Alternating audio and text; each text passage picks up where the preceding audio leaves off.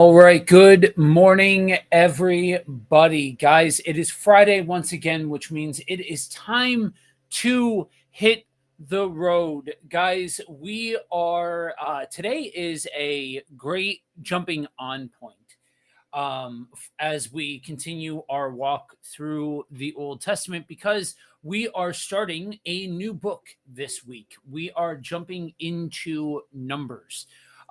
We are at this point three-fifths of the way through the first five, and then we'll obviously be going from there. But it is it's an interesting perspective getting this far into it and grinding it out, going verse by verse by verse through the entirety of the Old Testament. Because I think in this way, I remember the first two times that I've read through this book. The first time was me just I say it was like 2020, 2021, something like that. I just endeavored to go from pillar to post. I had never gone from pillar to post, and so I just wanted to do it. And so I listened to it, and I was just kind of like, okay, this is part of the Bible that we need to get through, and in order to go from pillar to post and all that sort of stuff. And then I did the whole truth and walked through it that way, and just kind of did like a light Bible study. Both of those times were different from this because there wasn't nearly the same amount of time really grinding out each section of scripture leading up to this point. So this time I find myself in preparation for this, it felt different because it's very I'm coming in very immersed into the story. So if you haven't been following what we've been doing for, like, I don't know, 7 years now, you can Just you can go about. back. Yeah, you can go back and find the backlog of all of those streams that we've been doing working through these things. But I would strongly suggest, even if you don't go back and watch the streams, to, if you're jumping on here, take a look backward and see where we came from. So that way, it'll give you a stronger sense of foundation in where we're at. But for now, we are jumping into Numbers. And guys, if anything goes wrong during today's stream, I 100% blame it on Andrew. No, I'm working with a brand new rollout that I found this morning when I logged into the streaming platform. So we'll see what happens.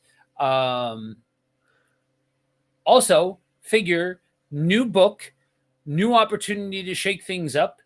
If anybody's feet are cold, it's because we're reading out of the New King James. We're gonna run through it. Oh, good.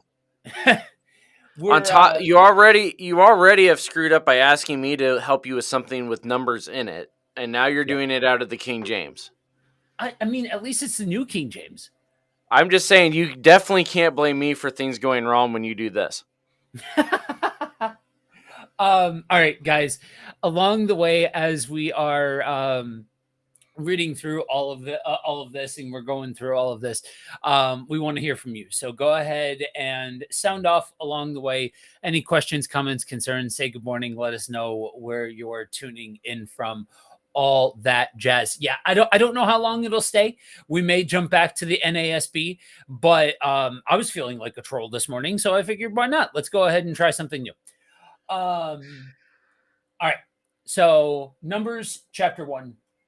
Now the Lord spoke to Moses in the wilderness of Sinai in the tabernacle of meeting on the first day of the second month, in the second year after they had come out of the land of Egypt, saying, take a census of all the congregation of the children of Israel, by their families, by their fathers' houses, according to the number of names, every male individually, from 20 years old and above, all who are able to go to war in Israel. You and Aaron shall number them by their armies. And with you there shall be a man from every tribe, each one the head of his father's house. These are the names of the men who shall stand with you. From Reuben, Eleazar, the son of Shadir. From Simeon, Shemuel, the son of Zershadai. From Judah, Nashon, the son of Aminadab. From Issachar, Nathaniel, the son of Zuar. From Zebulun, Eliab, the son of Helion. From the sons of Joseph, from Ephraim, Elishama, the son of Amihud. From Manasseh, Gemiel, the son of Pedzir. These consonant combinations for somebody with a speech impediment is fun. From Benjamin, Abidan, the son of Gideon. You know what? Then Moses and Aaron took these men who had been mentioned by name, and they assembled all the congregation together on the first day of the second month. And they recited their ancestry by families, by their fathers' houses, according to the number of names from 20 years old and above, each one individually. As the Lord commanded Moses, so he numbered them in the wilderness of Sinai. Now, the children of Reuben, Israel's oldest son, their genealogies by their families, by their fathers' houses, according to the number of names, each male individually from 20 years old and above, all who were able to go to war, those who numbered of the tribe of Reuben were 46,500. From the children of Simeon, their genealogies by their families, by their father's house, of those who were numbered according to the number of names, each male individually from 20 years old and above, all who were able to go to war, those who were numbered of the tribe of Simeon were 59,300. Of the children of Gad, their genealogies by their fathers, by their families, by their father's house, according to the number of names, from 20 years old and above, all who were able to go to war, those who were numbered of the tribe of Gad were 45,650. From the children of Judah, their genealogies by their families, by their father's house, according to the number of names, from 20 years old and above, all who were able to go to war, those who were numbered of the tribe of Judah were 74,600. From the children of Issachar, their genealogies by their families, by their father's house, according to the number of names, from 20 years old and above, all who were able to go to war, those who were numbered of the tribe of Issachar were 54,400. From the children of Zebulun, their genealogies by their families, by their father's house, according to the number of names, from 20 years old and above, all who were able to go to war, those who were numbered of the tribe of Zebulun were 57,400. Of the sons of Joseph, the children of Ephraim, their genealogies by their families, by their father's house, according to the number of names, from 20 years old and above, all who were able to go to war. Those who were numbered of the tribe of Ephraim were 40,500. From the children of Manasseh, their genealogies by their families, by their father's house, according to the number of names, from 20 years old and above, all who were able to go to war. Those who were numbered of the tribe of Manasseh were 32,200. From the children of Benjamin, their genealogies, by their families, by their father's house, according to the number of names, from 20 years old and above, all who were able to go to war, those who were numbered of the tribe of Benjamin were 35,400. From the children of Dan, their genealogies, by their families, by their father's house, according to the number of names, from 20 years old and above, all who were able to go to war. Those who were numbered of the tribe of Dan were 62,700. From the children of Asher, their genealogies, by their families, by their father's house, according to the number of names, from 20 years old and above, all who were able to go to war. Those who were numbered of the tribe of Asher were 41,500. From the children of Naphtali, their genealogies, by their families, by their father's house, according to the number of names, from 20 years old and above, all who were able to go to war. Those who were numbered of the tribe of Naphtali were 53,400. These are the ones who were numbered, whom Moses and Aaron numbered with the leaders of Israel, 12 men, each one representing his father's house. So all who were numbered of the children of Israel by their fathers' houses, from 20 years old and above, all who were able to go to war in Israel, all who were numbered were 603,550. But the Levites were not numbered among their fathers' tribes. For the Lord had spoken to Moses, saying, "Only the tribe of Levi you shall not number, nor take a census of them among the children of Israel. But you shall appoint the Levites over the tabernacle of the testimony, over all its furnishings, and over all things that belong to it. They shall carry the tabernacle and all its furnishings. They shall attend to it and camp around the tabernacle. And when the tabernacle is to go forward, the Levites shall take it down. And when the tabernacle is to be set up, the Levites shall set it up. The outsider who comes near shall be put to death.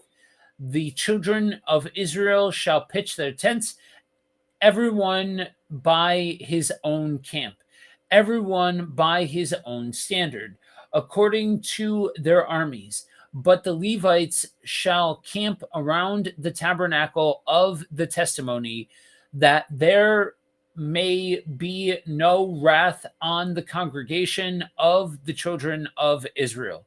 And the Levites shall keep charge of the tabernacle of the testimony. Thus the children of Israel did according to all that the Lord commanded Moses, so they did. Okay, so Aren't you glad you chose obviously King bears James? saying, I know it wouldn't have mattered worth anything. It was the names that were getting me. Uh-huh. So here's a question though. I'm always curious to have this conversation, and if the answer is this is an episode of Misfits waiting to happen, or an episode of a different one of our shows waiting to happen, then go ahead and say so. But what's the apprehension between approaching a book like this, or about approaching a book like this from the new King James? I'm not talking about "Doth Mother Know You Weareth Her Drapes." That's not what we're talking about here. I'm talking about NKJV.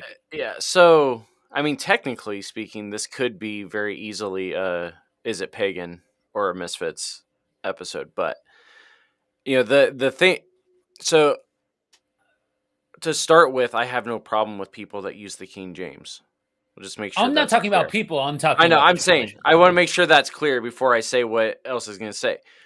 part of the apprehension towards it is that there is a very large sect, especially in certain places around the country, and that has been exported into many other places around the world, Yeah.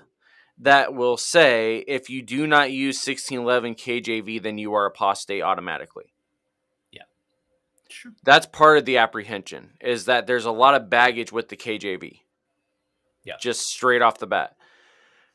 My issue with the KJV is that it, this is the thing we say every time that it's just the two of us together. I think it hinders the story.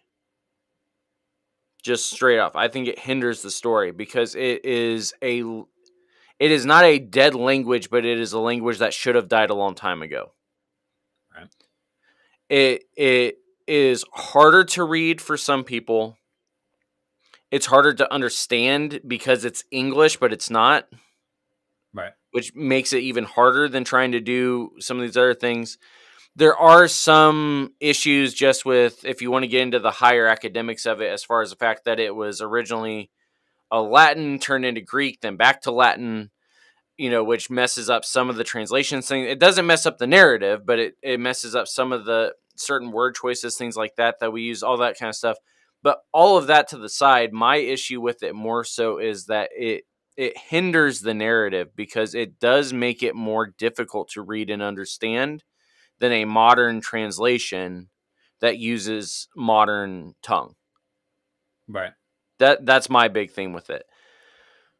The apprehension towards going into numbers with it, I think, is that the story already is kind of hard to follow because, like, the first chapter is just a bunch of numbers, which is why Yeah. the book is called that. But then you go 2 or 3 chapters ahead, and then you have this brutal battle and massive storyline, and you're trying to catch up because the numbers now suddenly matter when we get into these stories, but then we're also trying to interpret the stories into modern English from old English, and that's where it gets kind of muddied sometimes. So, Yeah. That's again, at I have least no why I went with this one, because it's a little less Shakespearean. It lowers the right. bar a little bit.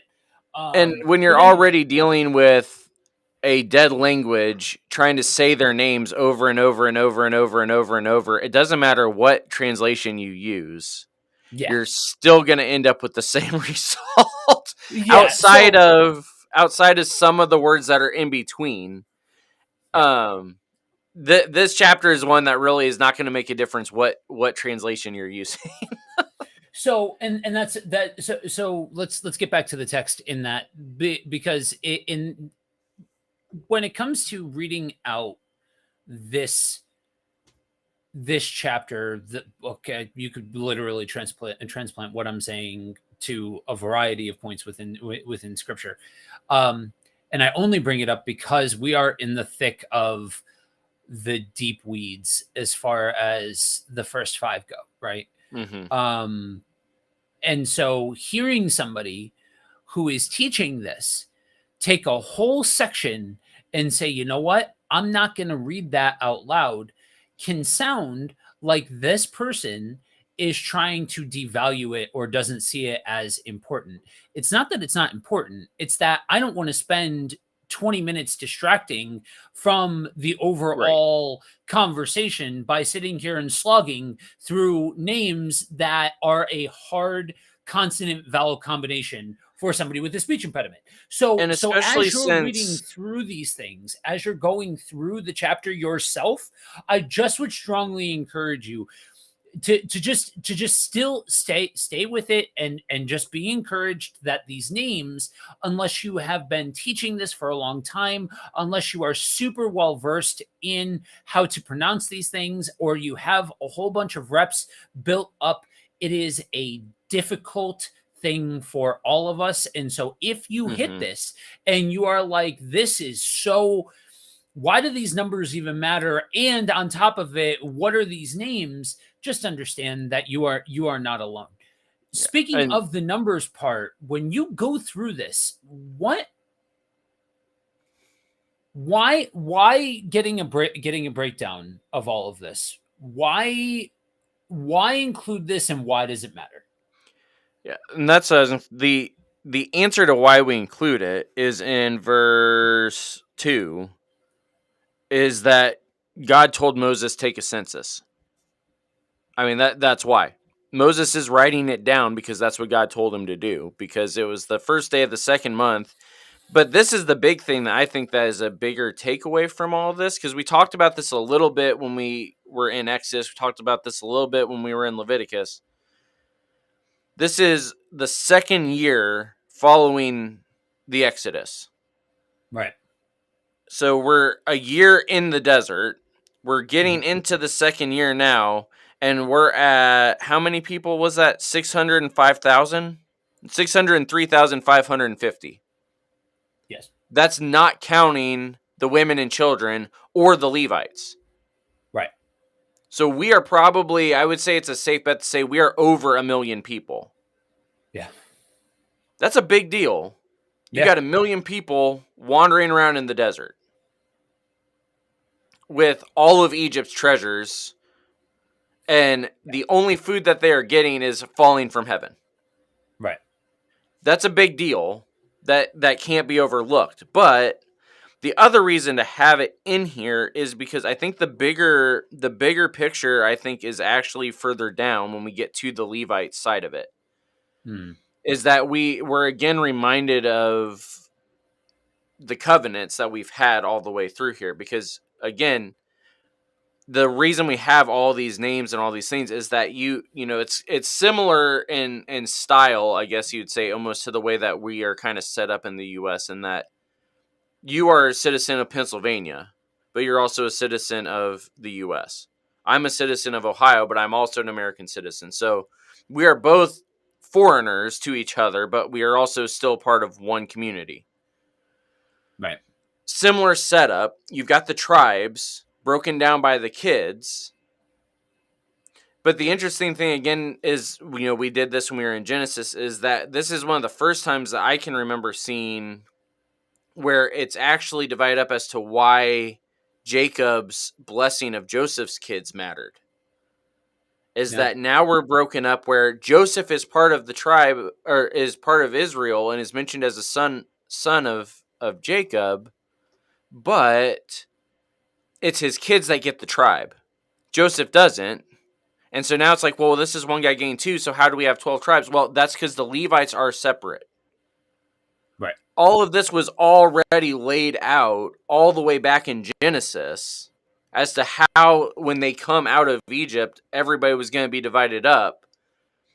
But without the full narrative, we have no idea why any of that is actually, and it's not even something that it matters as much as it's kind of cool to look at, as again, of like, God knew what he was doing. The determinism, at what God is doing, and that God already knew what he was doing from the beginning. The other thing with it is what the Levites and all of this is, and how the camps get set up, is that the Levites acted as a barrier between the glory of God and what was referred to as just the commoners within the society.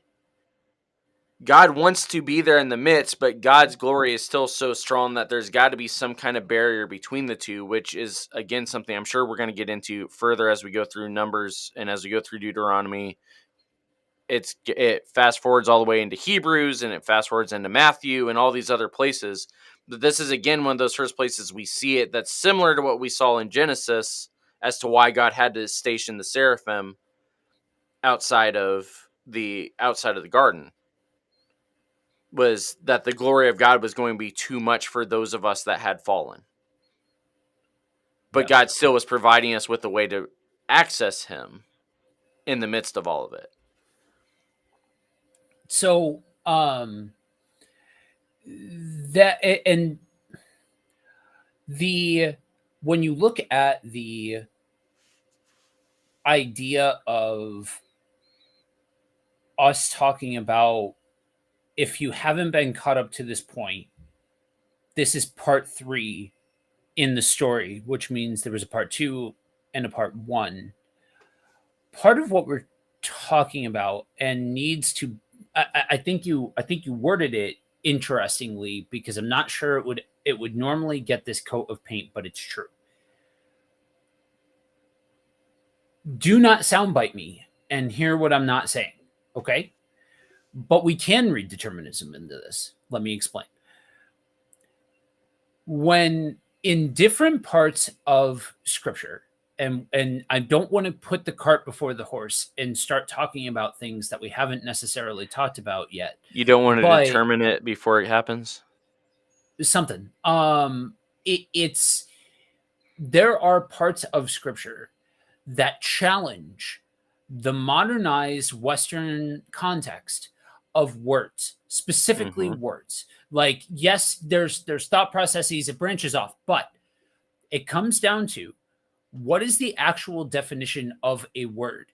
Because you find weird situations when you're studying the Old Testament where it can be so easy to throw it out because you hear a word attached to it or you hear a concept attached to it, and it's a misappropriation of a context or of a word or of a concept, and you've heard it done poorly, and thus that entire concept gets thrown out. Mhm. But in throwing out that entire concept, you have then actually taken the nugget of truth that was buried deep within the the ball of nonsense that was caked on around it. You've thrown all of that away, and now you're left with no actual definition or no actual understanding of what's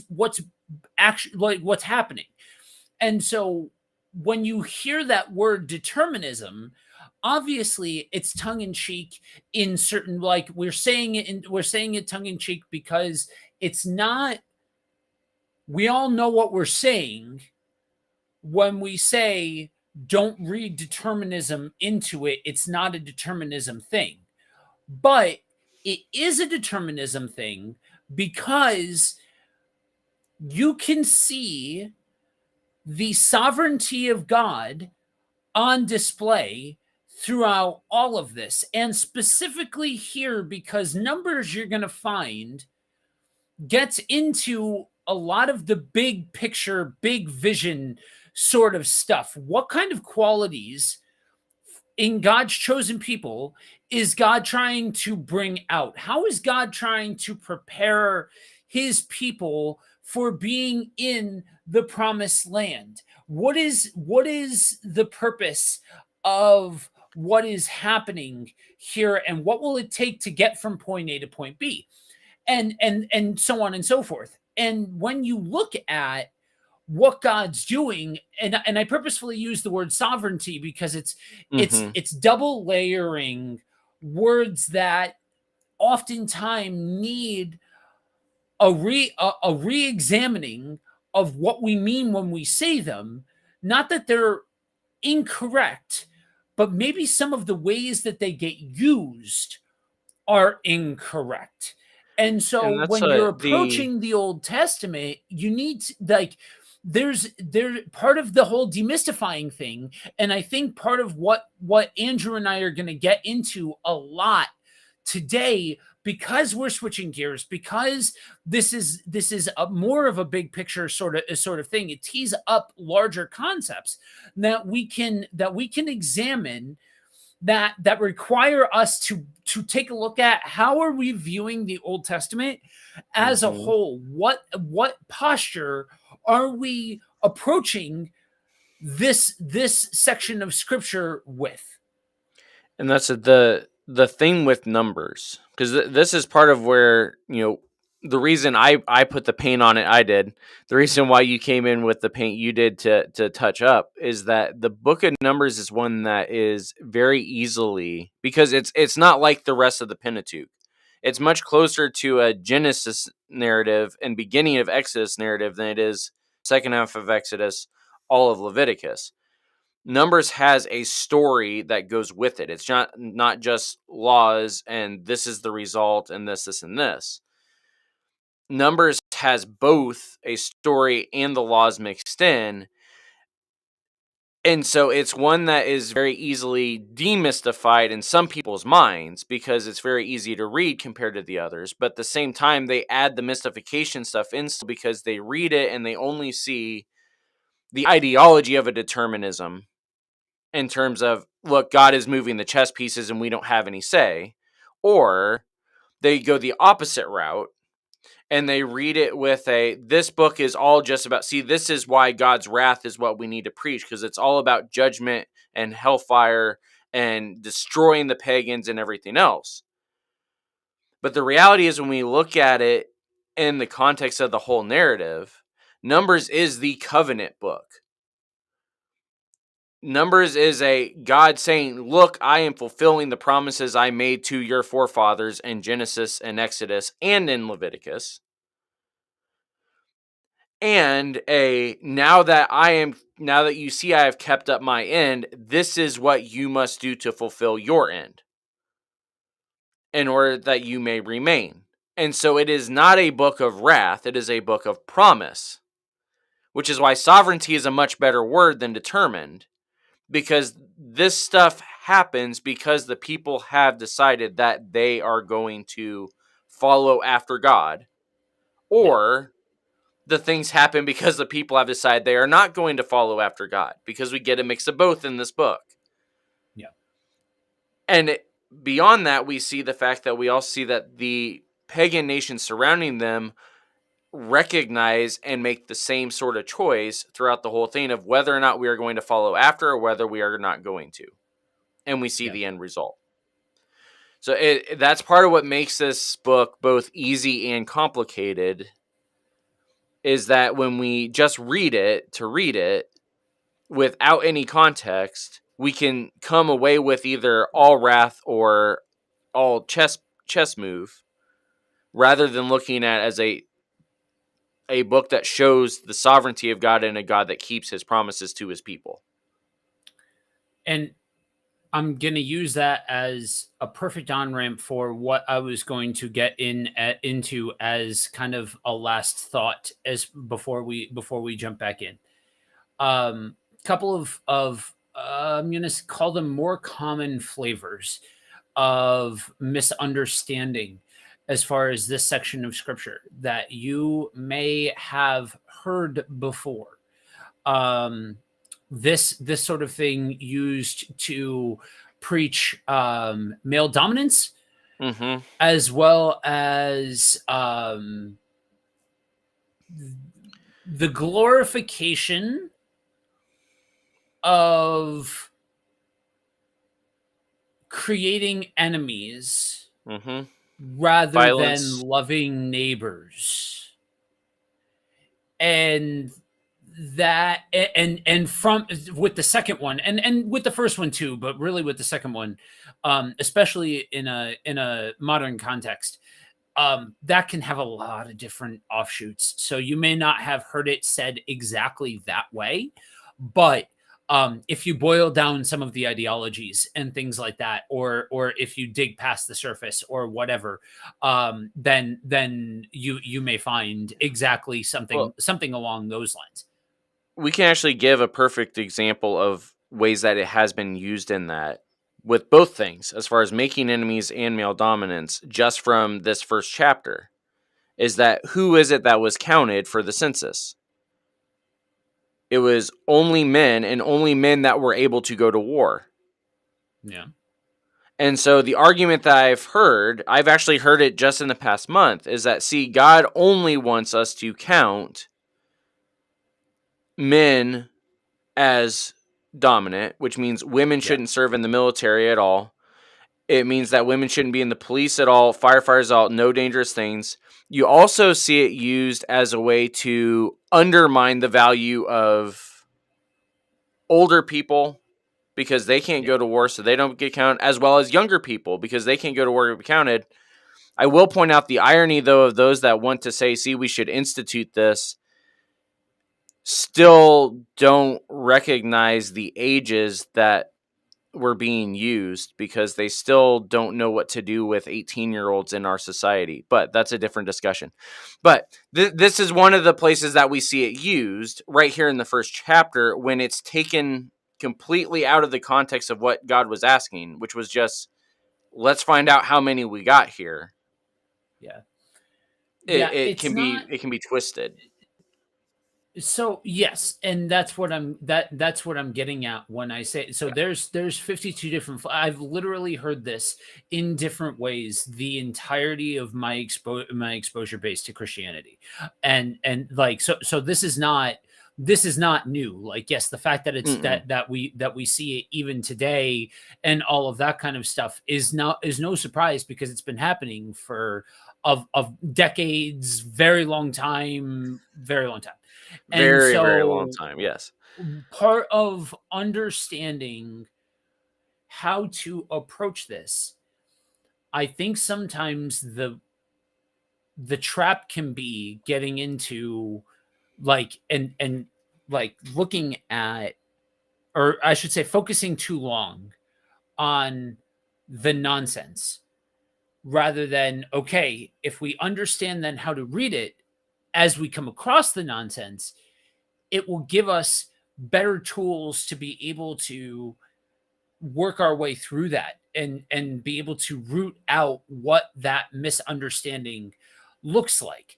Women should be silent. Women should be this. They shouldn't be involved in matters of the household. On through to the military thing. On to through to politics.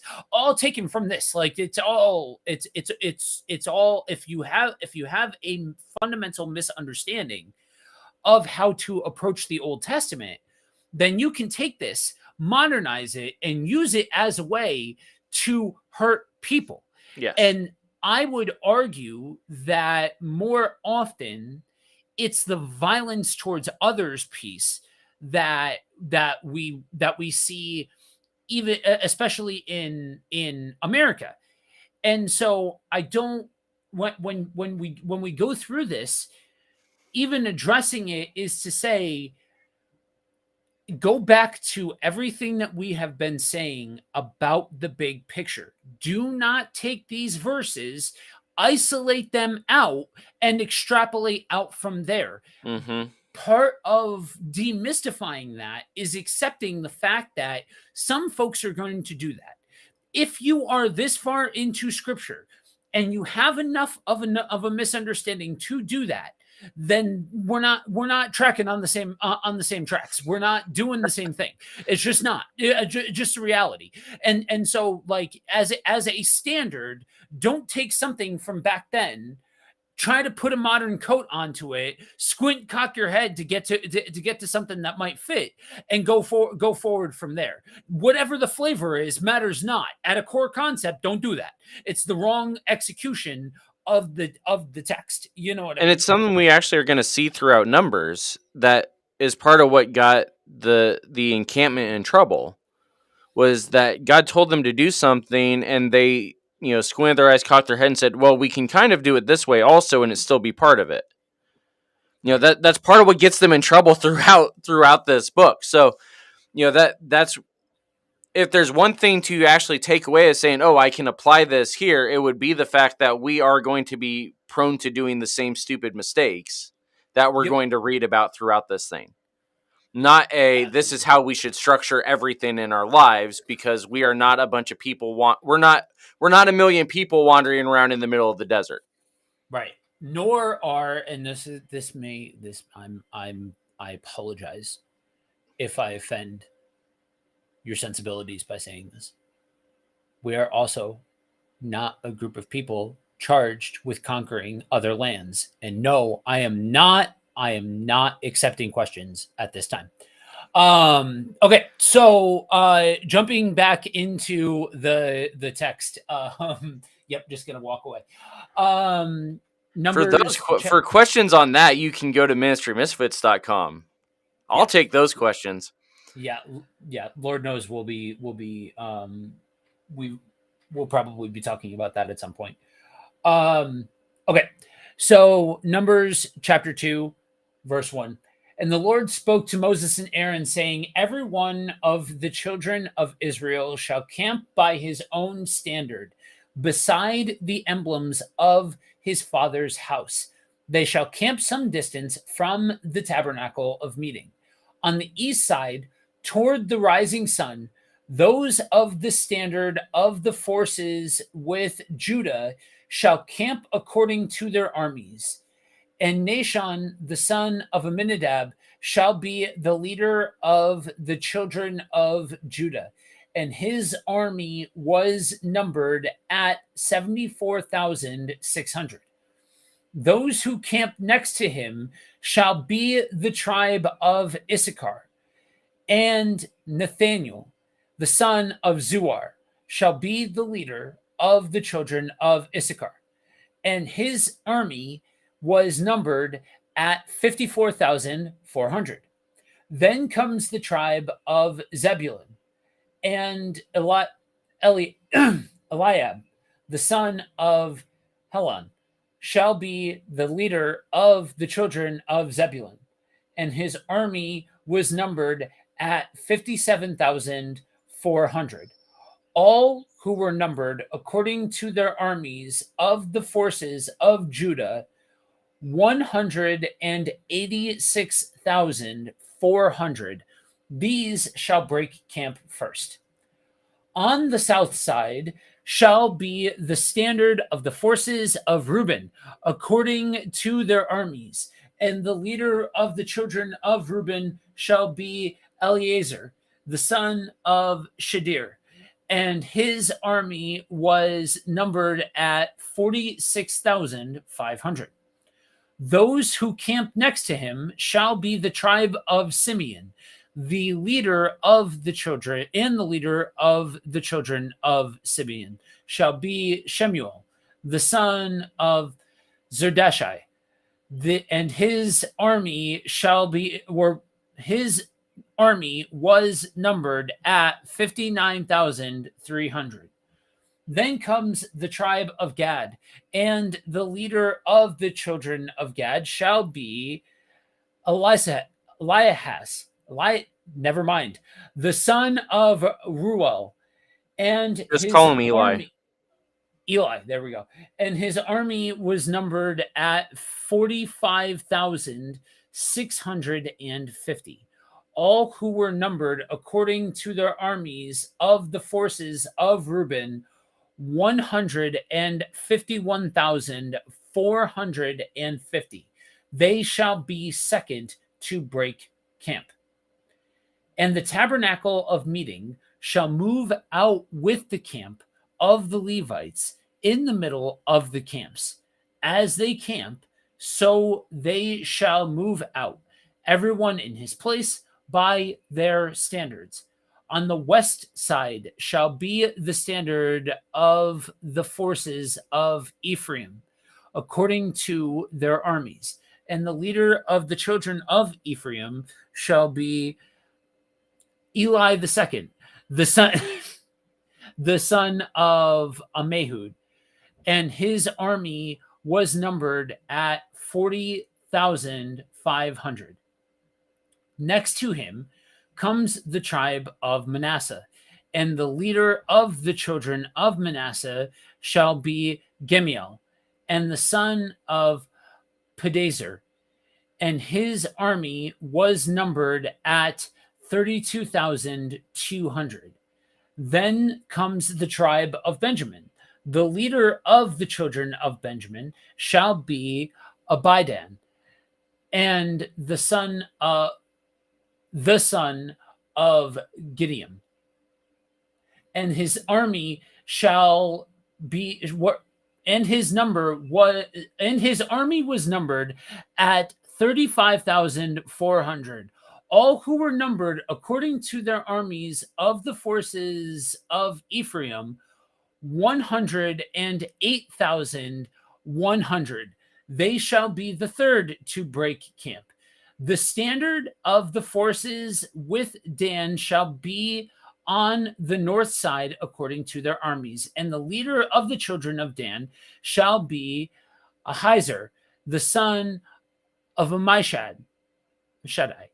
And his army was numbered at 62,700. Those who camp next to him shall be the tribe of Asher, and the leader of the children of Asher shall be Pagiel, and the son of Akron, and his army was numbered at 41,500. Then comes the tribe of Naphtali, and the leader of the children of Naphtali shall be Ahira, the son of Enan, and his army was numbered at 53,400. All who were numbered of the forces with Dan, 157,600. They shall break camp last with their standards. These are the ones who were numbered of the children of Israel by their fathers' houses. All who were numbered according to their armies of the forces were 603,550. But the Levites were not numbered among the children of Israel, just as the Lord commanded Moses. Thus the children of Israel did according to all that the Lord commanded Moses, so that they camped by their standards, and so they broke camp, each one by his family according to their fathers' houses. Next time I get the bright idea to switch translations in a book that has all sorts of names, yeah. Anyway, so And so it's who would interesting, have right? thought Because that I that think might have if been you a take problem? Hmm. whatever, anyway, so I think it's interesting when we look at this setup and like the setup to this book. I don't I don't I'm not blind to how somebody sees this devoid of context, devoid of understanding, devoid of preamble, and gets war, wrath, masculinity, patriarchy, all of those kinds of things.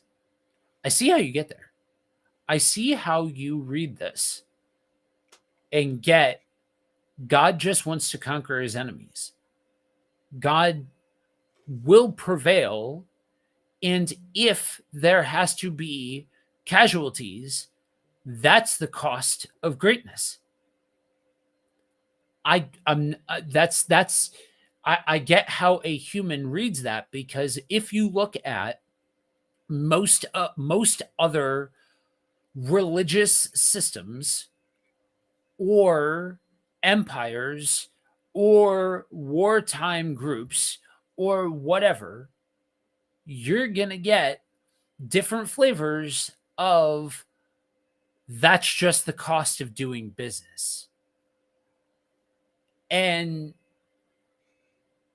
that's why when we read this, this is an example of why I really very, very, very strongly dissuade folks or attempt to dissuade folks from doing read the Bible in a year, just reading your Bible based off of hunt and peck through a devotional, different things like that. Because I know what they're doing. I understand what they're doing. And honestly, the road to hell is paved with good intentions. You could have a virtuous intent to want to get somebody to simultaneously read the Old Testament and read the New Testament and be able to get yourself acclimated with the entirety of Scripture and all of that sort of stuff. Okay, it's not, the intention is not lost on me.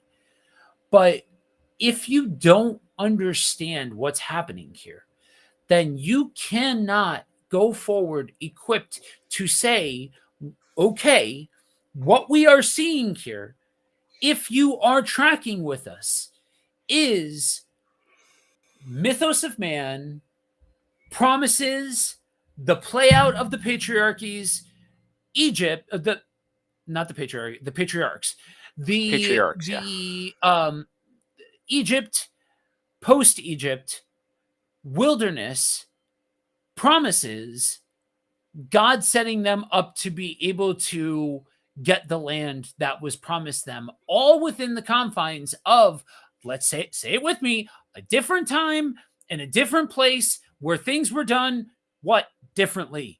That's so if you don't have all of that and you just drop right in at the wartime, at the wartime prep, and prep for battle, and where we're seeing what could be perceived as preparedness for aggression, for wrath, and all of that sort of stuff, then you're going into a situation with a broken compass. You can't really make your way through.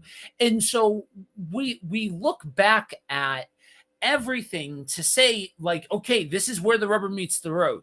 Because if you don't have a firm understanding of what led to this place, then at this point you're going to fundamentally misunderstand how God is operating amongst his people. And that misunderstanding, real quick before you jump off, that misunderstanding, if you have that on ramp here, there are other parts where, like, what time, like significant time has passed between this point and other parts of the Old Testament. We don't even need to go into the New Testament, where if you have the misunderstanding, you're going to carry that misunderstanding Yeah. on through that shades entire understanding of how you read books of the Old Testament. Well, and that was part of what I was actually going to get into, is that you can't actually read wartime prep into this unless you already know what's coming in the rest of the book. Because this passage is almost identical to chapter 1. The numbers are the same. The layout is the same. Everything is the same. It's just that it's worded differently, in that this time it's saying these are the number of troops enrolled instead of this is the number of men in the community. Yeah. Only difference. And beyond that, there's no command to go take anything. In fact, this is the command of, this is how we are going to encamp ourselves. This is about just moving throughout the wilderness. This is not conquering. This is survival that we're talking about here. And what's interesting, if we do know the whole story, is that when they were marching into battle, what was at the front? I'm asking you, Joe. What was at the front? I don't have my buzzer, so don't worry. What is at the front whenever they march into battle? The tabernacle. The Ark of the Covenant, specifically, right? The Ark of the Covenant. That Yeah. God was the one who led them into battle. But where is the tabernacle and everything in this passage? It's in the middle. Right. God wasn't getting them ready to march in. We're to be in the middle of the community as they march their way towards the promised land. This was not a battle prep. This is, we are getting ourselves organized so that we can have a society here. God's feeding them. God's providing them with the just the laws set, now getting a government position set where we know who the chieftains are. God's already out the fact that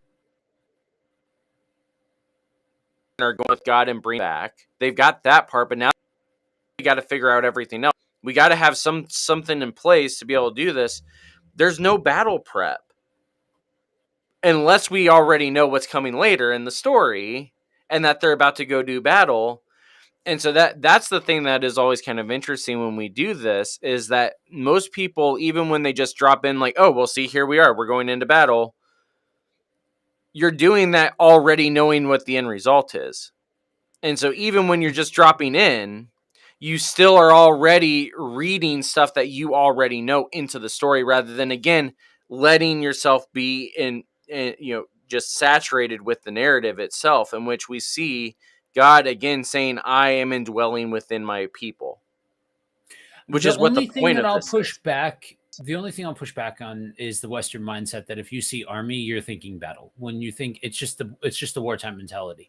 And so I don't think I would argue that I don't think you need to have any kind of presupposition about this in order to read wartime prep, because you hear talk of armies, you talk of people capable of fighting, all of that sort of stuff. If you are given to a particular mindset, you are being And brought that's to that and point that's the in your bigger mind. picture with especially within, an American context of reading this, which is what, you and I are reading this in, is that this is part of what the problem is with people when they over mystify numbers or demystify it too far again, is that because we live in a culture that is saturated with violence and that glorifies violence, and especially military violence of defeating the enemy, Yeah, that's what we see when we read army. But in other cultures, you read army and you see defense, you yeah, see protection and safety. And so even with that, the word army reading, we're already reading other stuff into the narrative yeah. if we're going to see wartime prep. And so that I was just saying that it's just an interesting side of the part that we're, what we've been saying for both of these chapters so far, is that it's got to be read knowing what is going on in order to actually be able to see what God is doing here and what Yeah. Moses and Aaron are doing here. Because no matter if you're prepared for the book or not, you're going to bring something in that has potential for you misunderstanding what is happening. So and the thing that I want to and exactly that, but before the the unfortunately only one flavor of this is the nationalism conversation, the America conversation. That's all. That's stuff that will naturally come out Yeah. when Andrew and I are As we together. get deeper in, Um, there's no way it's going to be able to be avoided, unfortunately. well, there's bigger things. That's my point. I think for us in our ministries, in what we see and all of that, that's just the flavor. That's just the bias. We are shaded to recognize that color of nonsense. But there's a lot of different flavors of this. And so I think it bears mentioning a deeper note than just, oh, we in the West read it like this, Hmm. because there are currently 50 plus people watching us right now. I would venture, because of it being this platform, you guys are probably all in the West. I don't want to, like, yes, there is a layer of, hey, Americans, hey, Westerners, hey, folks in North America, don't do this. Don't walk into this thinking that America is the most important thing in the world. Obviously, okay, but that leaves so much on the table for a large when it comes to the larger context of understanding things like, okay, for those of us that are equipped, we read stuff like this and we say the heart and character of God is on full display. And I was listening to a podcast earlier today, and it was on the Tower of Babel. Now, mind you, if you are a part of um, uh, the Christian podcast world, as far as consuming content and all of that, you may know who it is that I'm talking about when you know, oh, they just recently put out a video, or put out a podcast, rather. It wasn't a video, it was specifically an audio podcast. On the Tower of Babel, you may know who I'm talking about. Whatever. If you do, great, awesome. I'm not going to mention names, but because it's irrelevant. It But was not Misfits. it wasn't Misfits. Um, Never mind. I was going to say something, but I'm not going to. But it was basically trying to quote unquote demystify the Tower of Babel, but it was aggravating because it was so replete with, we've heard this misused, but or not even Hmm. just this misused, but we've heard this taught by people that misused other things. And thus we are so positioning ourselves against that group of people that we are allowing that to lead the conversation before anything else.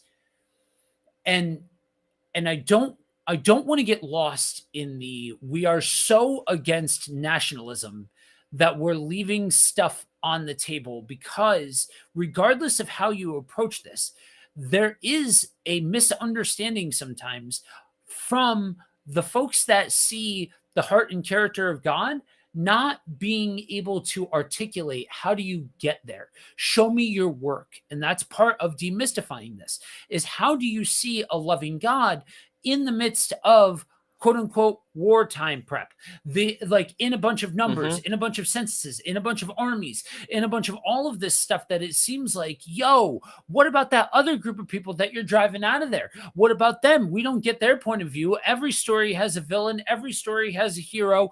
Just depends on what part of the story you're in, or what perspective you're in, and all this stuff that can come up when we're arguing these things. And all of that, part of it is we cannot separate out, and it seems like a non-starter answer to say different time, different place. So we're not taking this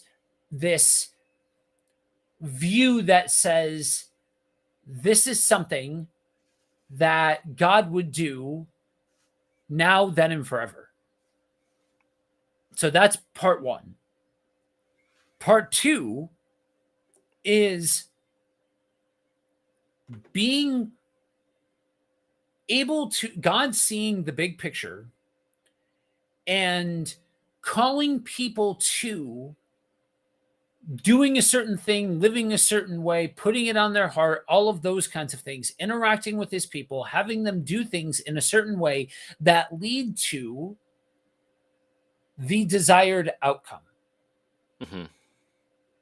Now, mind you, theologically, you have to get into nuance at some point, but what I'm trying to do is paint a picture purposefully at a reductionist level, because I think you need a reduced down approach a lot of the time to be able to really sink your teeth into what we're seeing out of God. Because all the while, all the way, all through these things, we are seeing promises. We are seeing covenant. We are seeing this. If you do this, this is what will happen. Now, some of that we're already seeing baby steps towards. And I say baby steps because when you compare this in a grand scheme of things, it's a stepping stone sort of thing. But think about this for a second.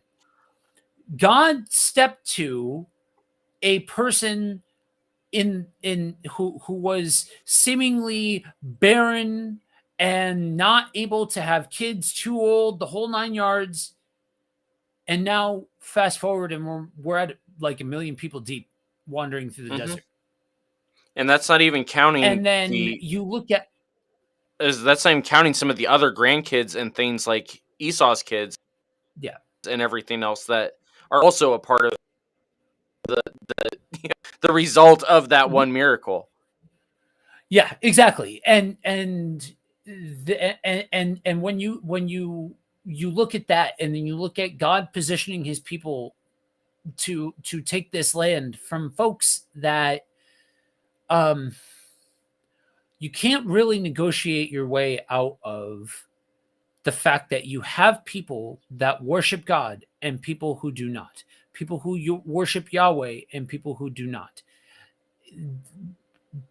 If this was the sum total of the story, then there would be there would be I would be there would have to be a lot of gymnastics to get to the full picture if you just had this part of the story. But we don't just have this part of the story. This is the historical context for what for the development of Judaism, for the development of Christianity, for Jesus, for the rest of the story. But we need to go through history first, but not get so consumed by history that we either ignore it or we think Mm-hmm. that this is practice for the rest of history or Yeah. for the rest of time. Well, and ultimately it comes down again of what do you view the heart of God to be in order on even how we are reading this stuff in turn. I mean, that ultimately is part of what we see Jesus do when with you. Is this like you guys? This has been the law for thousands of years, but have we actually read it? What does it actually say? What is the heart of God? Yeah. That I think part of where we fall into the trap of it either becoming over mystified again because we're seeing God, so obviously it must be so much bigger. So I just got what I can with it, or we go the other route and we make it so physical that we have to then apply it right away and ignore. And like you said, we're dealing with a million people that comes from miraculous birth.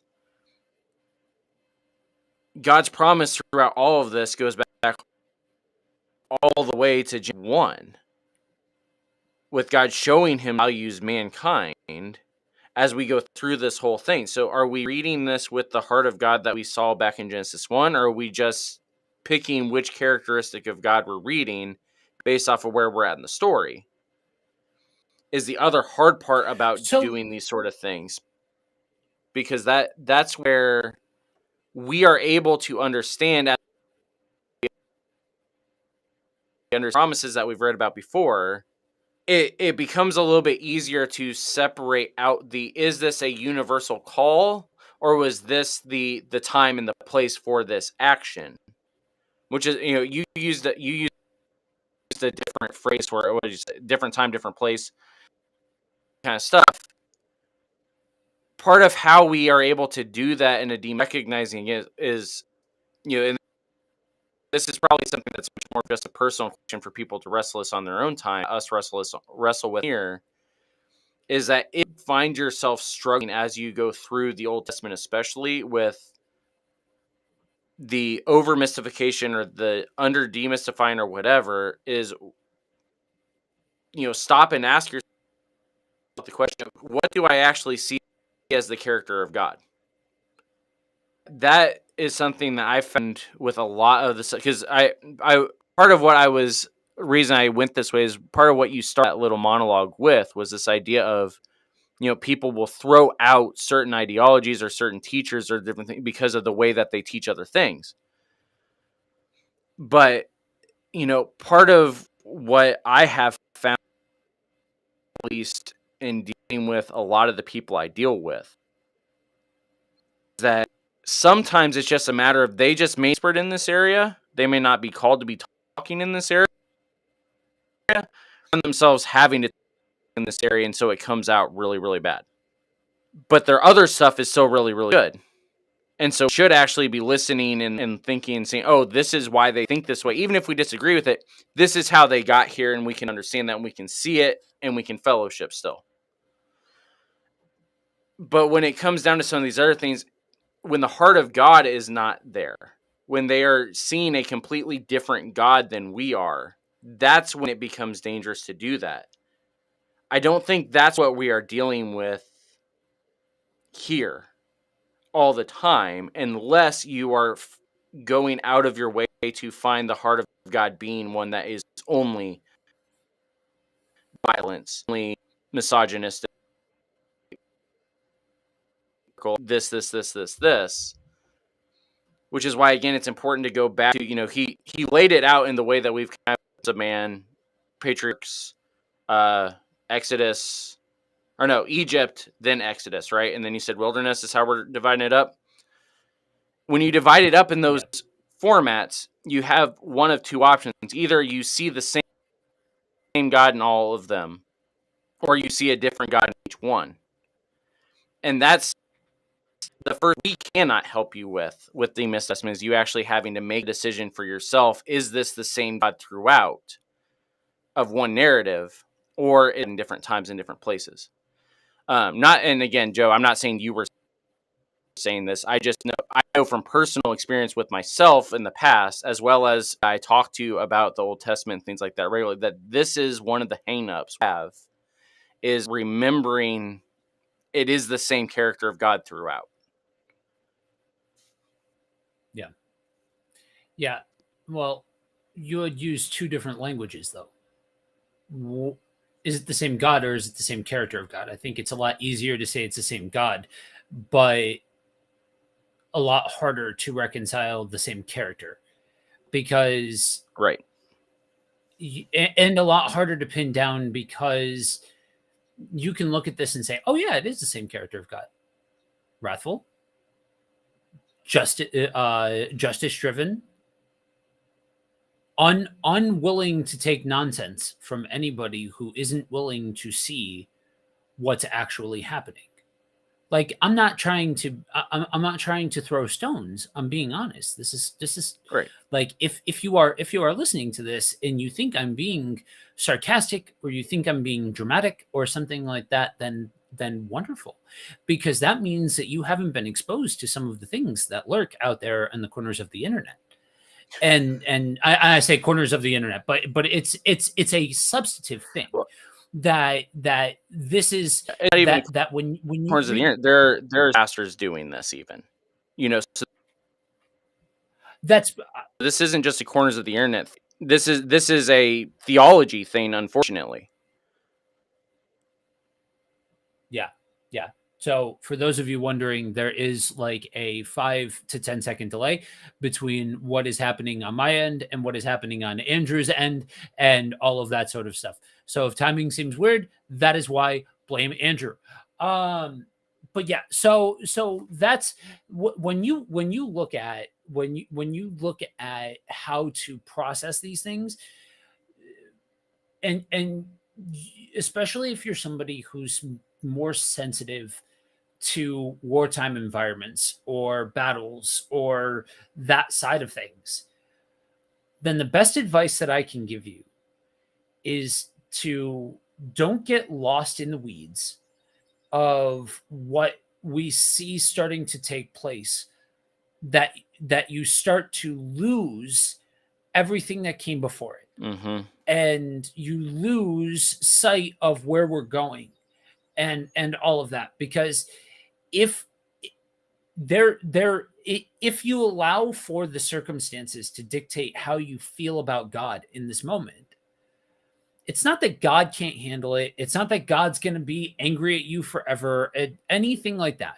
You can have your doubts, you can have your questions, you can have all of those kinds of things, but it will make it exponentially more difficult to try and wrap your mind around everything that's happening here if you allow the moment to dictate how you feel. Yeah. So, with that, we're going to go ahead and jump back into the text, starting back off with chapter 3. Now, these are the records of Aaron and Moses when the Lord spoke to Moses on Mount Sinai. And these are the names of the sons of Aaron: Nadab, the firstborn, Abihu, Eleazar, Ithamar. These are the names of the sons of Aaron, the appointed priests, whom he consecrated to minister as priests. Nadab and Abihu had died before the Lord when they offered profane fire before the Lord in the wilderness of Sinai, and they had no children. So Eleazar and Ithamar ministered as priests in the presence of Aaron their father. And the Lord spoke to Moses, saying, "Bring the tribe of Levi near and present them before Aaron the priest, that they may serve him. And they shall attend to his needs and the needs of the whole congregation before the tabernacle of meeting, to do the work of the tabernacle. Also, they shall attend to all the furnishings of the tabernacle of meeting and to the needs of the children of Israel, to do the work of the tabernacle. And you shall give the Levites to Aaron and his sons, and they are given entirely to him from among the children of Israel. So you shall appoint Aaron and his sons, and they shall attend to the priesthood. But the outsider who comes near shall be put to death. Then the Lord spoke to Moses, saying, Now, behold, I myself have taken the Levites from among the children of Israel, instead of every firstborn who opens the womb among the children of Israel. Therefore, the Levites shall be mine, because all the firstborn are mine. On the day that I struck all the firstborn in the land of Egypt, I sanctified myself to all the firstborn in Israel, both man and beast. They shall be mine. I am the Lord. Then the Lord spoke to Moses in the wilderness of Sinai, saying, Number the children of Levi by their fathers' houses, by their families. You shall number every male from a month old and above. So Moses numbered them according to the word of the Lord as he commanded. These were the sons of Levi by their names: Gershon, Kohath, Merari. And these are the names of the sons of Gershon by their families: Libni, Shimei. And the sons of Kohath by their families: Amram, Izhar, Hebron, and Uziel. And the sons of Merari by their families: Mali and Mushi. These are the families of the Levites by their fathers' houses. From Gershon came the family of the Libnites and the family of the Shemites. These were the families of the Gershonites. These who were numbered according to the number of all the males from a month old and above, of those who were numbered, there were 7,500.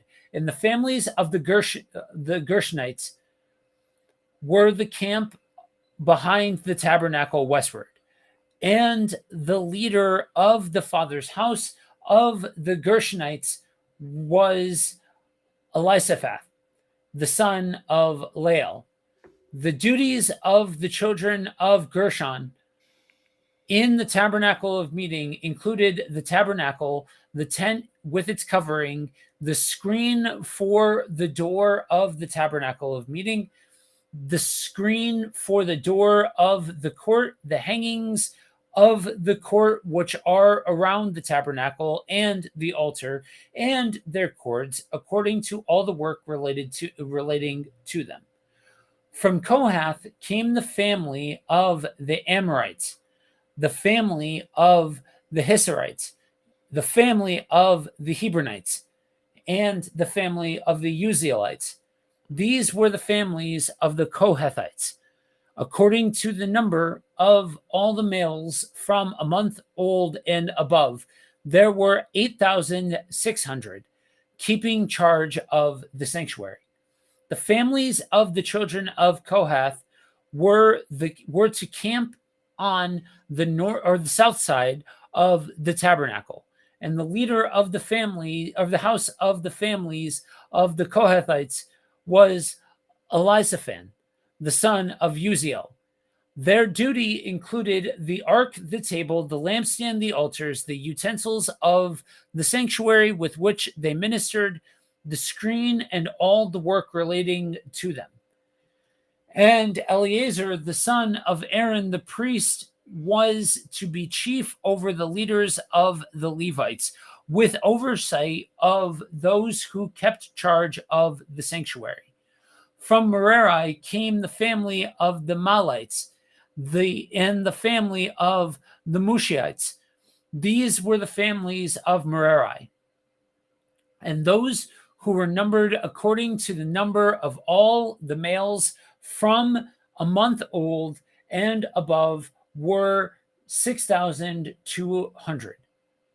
The leader of the fathers' houses of the families of Merari was Zuiel, the son of Abihail.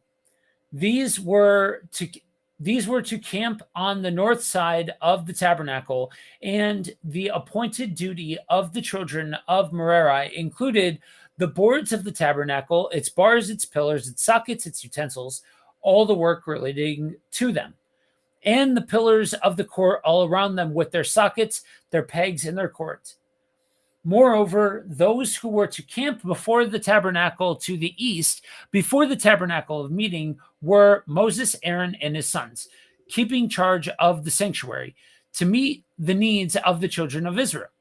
But the outsider who came near was to be put to death. All who were numbered of the Levites, whom Moses and Aaron numbered at the commandment of the Lord by their families, all the males from a month old and above, were 22,000.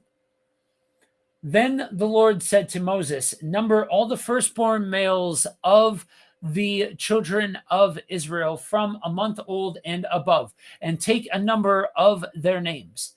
And you shall take the Levites for me. I am the Lord. Instead of all the firstborn among the children of Israel, and the livestock of the Levites, instead of all the firstborn among the livestock of the children of Israel. So Moses numbered all the firstborn among the children of Israel as the Lord commanded him, and all the firstborn males according to the number of the names from a month old and above of those who were numbered of them were 22,273. Then the Lord spoke to Moses, saying, take the Levites instead of the firstborn among the children of Israel, and the livestock of the Levites instead of their livestock. The Levites shall be mine, I am the Lord. And for the redemption of the 273 of the firstborn of the children of Israel, who are more than the number of the Levites, you shall take 5 shekels for each one individually, and you shall take them in the currency of the shekel of the sanctuary, the shekel of 20 gerahs, and you shall give the money with which the excess number of them is redeemed to Aaron and his sons. So Moses took the redemption money from those who were over and above those who were redeemed by the Levites. From the firstborn of the children of Israel, he took the money, 1,365 shekels, according to the shekel of the sanctuary. And Moses gave the redemption money to Aaron and his sons, according to the word of the Lord, as the Lord commanded Moses. Okay, so first things first. There's a lot walk here. us through, there's a lot here, but walk us through why we are seeing a juxtaposition, a comparison, a relation, a correlation, however you want to say it, between the firstborn and the livestock and the Levites. Walk us through what is going on here in this chapter? So the firstborn part of it is just it's another reminder of the Exodus. The idea of paying the redemption of the firstborn is a reminder that it was that the firstborn, the whole deal with the plagues in Exodus. The cattle are included in that because the cattle are a major piece to all of this. The cattle are used for food. The cattle is used for sacrifice. The cattle was again part of the plagues as well. All these sort of things. The Levite side of it is a little bit different. The Levites were set apart to serve as priests because of Aaron specifically. That's the big thing there. Moses as well, because obviously they're brothers, they're the same tribe. But the Levite, that side of it, they were consecrated out to be like we said earlier, they were they were the protection. I'm going to use it, the hedge of protection. You're not on here, so you can't tell me no. The hedge of protection between the holiest of holies on earth, in terms of this is where God's presence will reside, and the rest of the community. the rest of the world is in a sense as well. So the Levites are consecrated out. The firstborn are consecrated out because of the Exodus. The Levites are consecrated out because of the willingness of Aaron and Moses. Mhm. The redemption side of it is, again, it's another sign of a remembering of what God has already done for the people. That's kind of, there's a lot of symbolism involved there. The other thing that's interesting, though, revolving around the firstborn sons and things like that, and the Levites and Aaron, is what was talked about earlier on in the chapter, when we find out that 2 of Aaron's sons had died because they offered strange fire. They die, and so now, and they had no sons to take over, and so their line ends there. And so instead, it talks about Aaron's other sons then take over. Mhm. The thing that's interesting with that is that means that it means a couple of things. And again, this is part of the demystifying process, and you actually have to go in and actually read through the rabbinic stuff to even be able to start to try to understand what is actually being said here.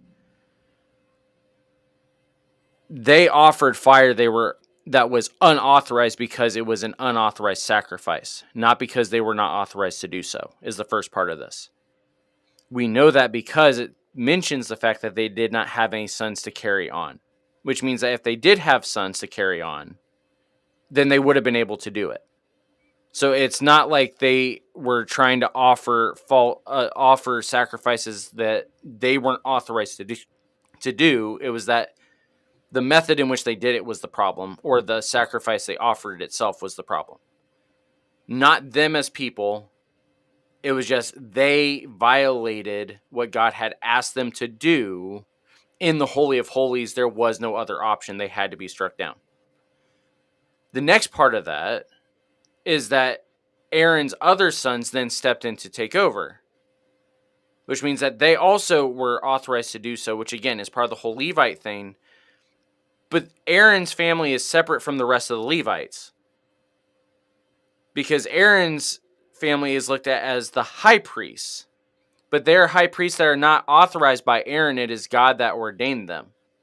So you have the Levites, who are Levites by birth, and then you have high priests that are ordained by God. And so there's a lot of things going on here, but a lot of it is the fact that the high priest is one that God selects, that you cannot be born into. So it doesn't matter if you're the firstborn son or not. If you have not been selected, you cannot serve, which has a lot of further application we could get into later on. But the other side of it is the fact that nobody was exempt from doing what God had asked them to do. Even though they were Aaron's sons, they still died when they offered strange fire to the Lord. But it also shows again the fact that we see the character of God here, that the way that's where is that God grieved over the fact that he had to kill them, because they were looking for replacements for them. It wasn't just a wrath of God, you're now dead and you deserve it. It was a, I have to do this because my holiness demands it, not because you are some worthless piece of trash I can now throw away. Which is not, a lot of times that's not how we think of the idea of, God will strike some of the priests dead if they walk into the Holy of Holies unclean. But it's just an interesting picture when you have it lined up with, we have the separating out of the Levites in all of these chapters so far. We have the separating out of the Levites in terms of the fact that Aaron's family is separate from their role is different from the rest of the Levites, but the rest of the Levites can take over eventually. As we work our way down into the common areas and everything else, that then we also are pairing that with the fact that God is still also consecrating all of these individual families through their firstborns as well. As far as if you come and you do the offering, then I will continue to redeem your line, just like I redeemed you out of Egypt in the first place. Mhm. And so again, there's a lot of things that are all piled on here, but if we actually stop and look at what God is doing, it's a reminder of what he's already done, again, through the covenants, whether it's through the firstborn sons in the covenants, whether it's through the covenant of the priesthood, whether it's through the covenant of the law, whether it's through the covenant with Abram or Moses or whoever.